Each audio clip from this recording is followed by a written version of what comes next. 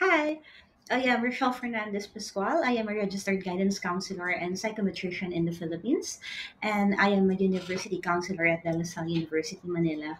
And at this moment, I will be sharing my research titled "Stop: A Secondary Trauma Intervention Based on Bystanders of Gender-Based Violence Experience." So, first off, what is gender-based violence? So, gender based violence is a violence directed against a person because of their gender.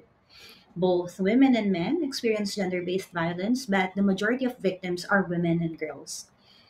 Actually, this can be in the form of psychological, physical, or sexual abuse, which can be detrimental on a person's physical and psychological health. GBV continues to be the most pervasive and pressing human rights issue in the world today. According to statistics, 1 in 4 adolescent girls aged 15 to 19, or roughly 24%, has experienced physical and or sexual violence, while 16% of young women aged 15 to 24 experienced this violence in the past 12 months. Now, for this study, no, I want to bridge the gap. Of course, there are already a lot of studies for treating trauma for gender-based violence or for the victim, primary victims. No. But how about for the bystanders? And for this study, the focus will be on the secondary trauma of people surrounding a survivor who provide care and support, but not in a professional capacity to the victim of gender-based violence. So they will be the bystanders. The respondents of this study are female students aged 15 to 22 years old who witnessed gender based violence being done to maybe their peers or classmates. No, for this study, I interviewed 15 female students via Zoom and Google Meet. So these are all online because I did this research still during the pandemic. The overarching research question is: what are the secondary trauma symptoms experienced by the bystanders of gender-based violence? Actually, in this study, this is a two-part study that I did, and the first part of this study is actually just learning how the experience of bystanders go when they witnessed a gender-based violence. But for this study, so this is the daughter study of that. No, I've focused on the secondary trauma of the bystanders, and the answer to the research problem was actually utilized to formulate a trauma intervention. So I used grounded theory framework. So according to Glasser, the grounded theory approach is a systematic generation of new theory from a systematic research method. So I've used firstly purposive sampling, then collecting data, initial coding, intermediate coding, advanced coding, until the grounded theory. Keeping in mind that from purposive sampling up to advanced coding, I use constant comparative analysis, and collecting data through advanced coding will be my theoretical sampling. Now, I use grounded theory to find the core variable by a systematic treatment of data. And of course, according to Glasser, grounded theory will be helpful to suspend the preconception and prior knowledge and trust the emergence of concepts from the data. Now, for the results, based on the interview transcripts, the following are the trauma symptoms experienced by the participants. No, and it is very similar to the trauma being experienced by the primary survivor. So this includes hypervigilance, hyperarousal, avoidance of situations or reminders associated with the trauma, persistent feelings of guilt or self blame, difficulty establishing or maintaining healthy relationships. Very quickly, I will give you a glance what are these things are for. No? So for hypervigilance, a heightened state of alertness or sensitivity and scanning for potential threats or danger in the environment. No. So individuals experiencing hypervigilance may feel constantly on edge, easily startled, and excessively attentive to signs of danger. So with my participants, they reported that whenever they walk alone in a dark place or maybe in a sketchy neighborhood, they would often feel alert and on guard. Some even shared that they started carrying whistle or other anti-rape kits, whenever they go, like whenever they go out of their houses. So they really are like vigilant, to their surroundings, and this greatly affect, how they live their lives as well. Another is hyperarousal. So this refers to a state of heightened physiological arousal and reactivity to perceived threats or stressors. So it involves an overactive stress response system characterized by an increased level of alertness, agitation, and readiness to respond to danger. Participants shared that after witnessing the GBV incident, they would often feel anxious, intense situation to the point of even experiencing some physical manifestations such as sweating, trembling, um, dizziness, and gastrointestinal distress. Another trauma symptom that they exhibit is avoidance of situations or reminders associated with the trauma. So my participants actually shared that they really fear, no, they really have fear rather, no, and because of that incident, they would often avoid situations or reminders of the event. Participants would often relate that if GPV could happen to someone they know, it can also happen to them as well. So they are really afraid, no, to the point that they would just avoid a situation or even going to the same place, no. And I think what we need to focus here is what if it happened in school or in the classroom, no? So how will we respond to that? Next trauma response that they actually do is they often feel guilt or self-blame.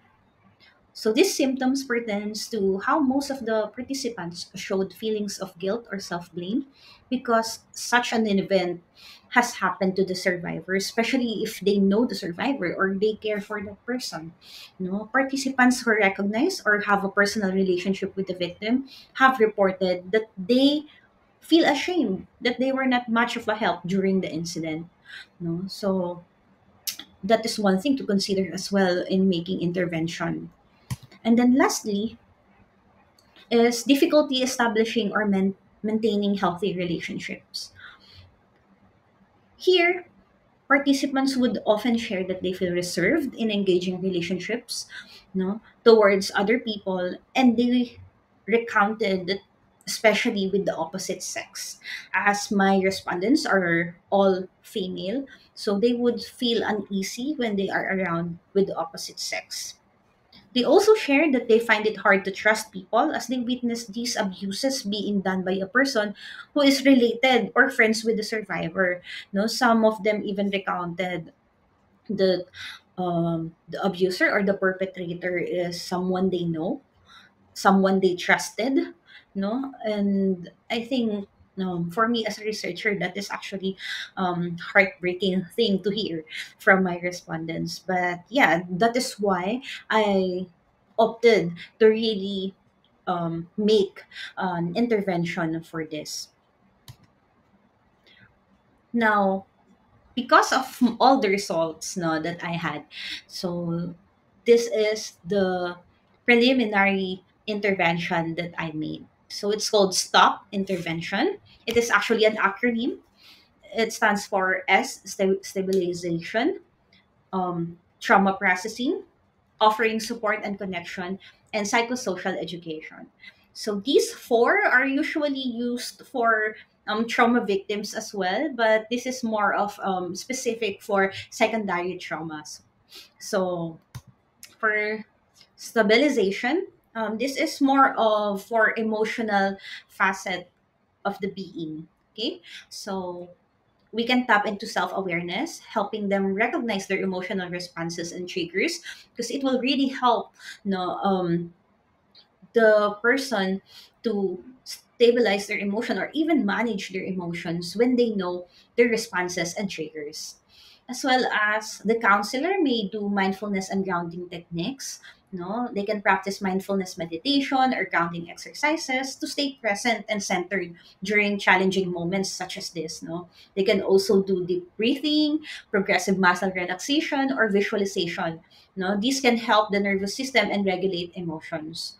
Although keeping in mind that we need to limit exposure, no, set limits on exposure to traumatic material, and of course we avoid re-traumatization. Okay. For letter T, we have trauma processing. This is more on a cognitive level. So the counselor will help the client to make sense of and integrate traumatic experiences into their lives in a way that promotes healing and resilience. So trauma processing typically occurs within the context of therapy or other supportive environment where individuals feel safe to explore and address their experiences. So more on, I think the connection of the counselor or the mental health provider will be very essential in this part because they will help the client to walk through their trauma, no, that would eventually promote healing and resilience. So some of the techniques that they can use is validation and normalization, narrative reconstruction, emotional expression and integration, and meaning making. Now for letter O, we have offering support and connection. So this is more on the social level. Of course, we have to offer genuine support, and we foster connection, no, not just for the bystander, but maybe to all the victims as well. No, helping individuals who experience secondary trauma to feel validated, understood, and less alone. The thing is, based on my interviews, the bystanders or the people who witnessed GBV, they would somehow feel alone as well because they are not the primary victim. So people won't fast on them, no, or somehow people won't check on them, but they are also touched, no, with the traumatic incident. Now, counselor may do restorative counseling, making them ready to socialize again, and of course, offer further mental health support if needed. Then lastly, we have psychosocial education, which is more on the psychological level.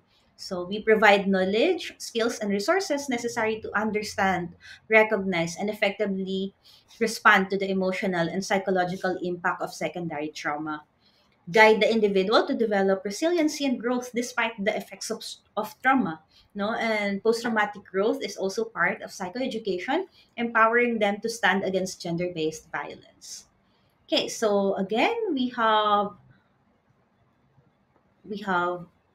stabilization for emotional level, trauma processing for cognitive, offering support and connection for social level, and psychological education.